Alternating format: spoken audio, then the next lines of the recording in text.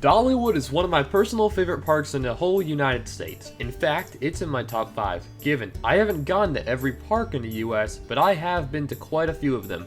For me, I love it when a park has a certain charm to it, and Dollywood, while corporately owned, feels much more homey, if that makes any sense to you. You probably understand what I'm getting at.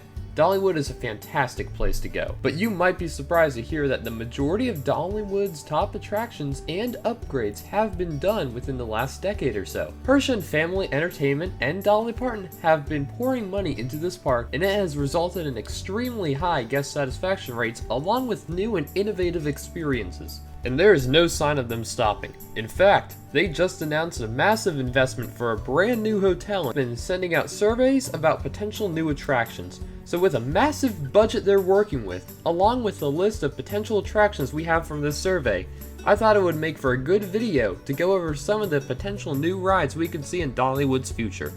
Before we get started though, make sure you subscribe to this channel to catch more content. Alright, let's get started with the first potential ride that was listed. And this is a family thrill coaster.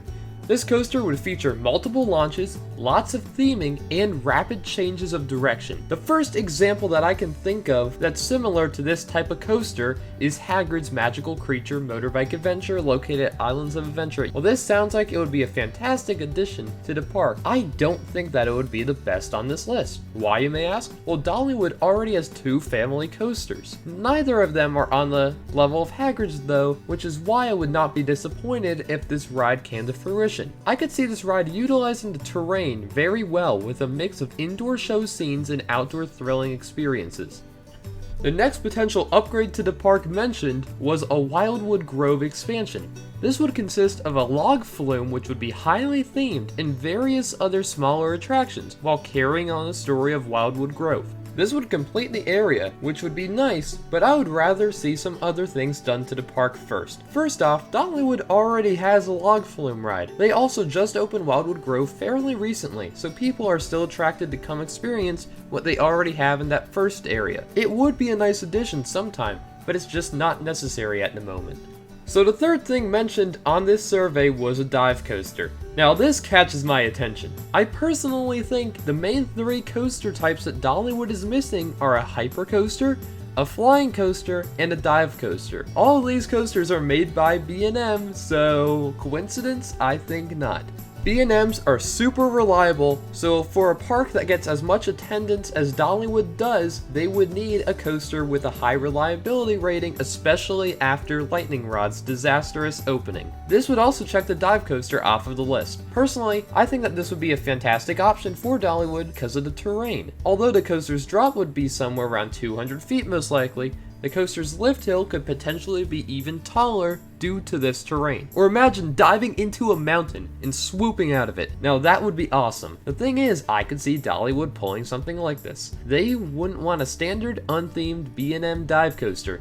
They would want to one-up their competition, which is not nearby, but still they have other dive coasters competing with it. And what better way to do that than to use the terrain to their advantage? Now to take a turn away from coasters for a second, an indoor dark ride was mentioned next on the survey. Now this is interesting because Dollywood is lacking in dark rides. The description for this is as follows: an indoor dark ride experience that allows families to be part of a Smoky Mountain story while interacting with characters and scoring points to earn bragging rights over your group. This makes it sound like a shooting gallery style dark ride. Personally, I would love it if they went with an immersive dark ride that didn't rely on an already overused gimmick. Think of a classic Disney dark ride, for example, like Pirates or Haunted Mansion. Those are some of the best attractions in the world still, despite their age, and they only rely on detailed, physical sets that immerse you.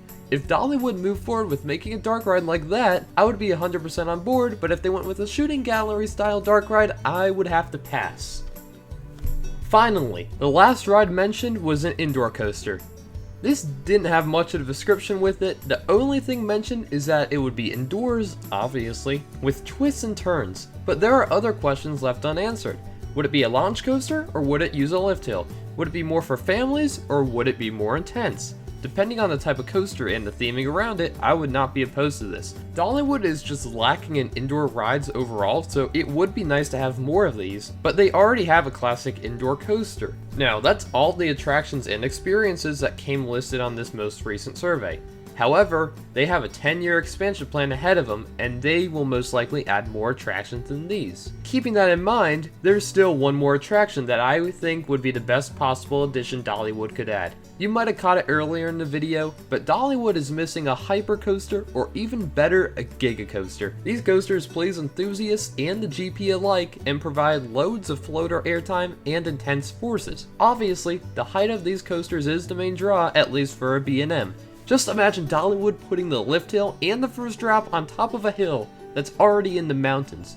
You could potentially have a coaster that's over 400 feet tall. While the drop wouldn't be 400 feet that we know of, the views from this high up, along with its first impression, would be phenomenal.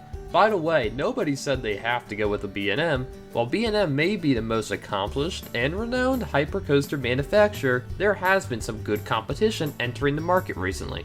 Personally, I would love to see a mock hypercoaster enter Dollywood and the US market. Just imagine a hypercoaster with unusual elements, including inversions, in Dollywood. The park would be able to attract enthusiasts by claiming the title for first Mack Hyper in the States, and the mere sight of the coaster would attract a GP. This idea is ingenious now that I think about it. Well, what do y'all think about this list? What attraction would you want to see most in Dollywood?